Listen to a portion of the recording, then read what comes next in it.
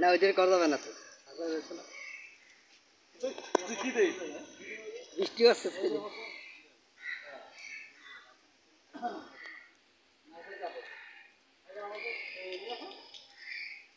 পানি আপনার গিলাস আপনার মানে সব কিছু আপনার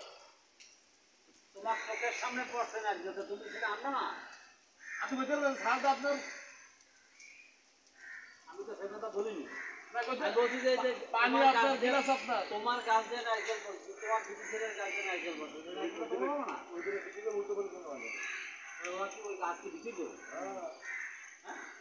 দেন না তখন সাল ঠিক করে দাও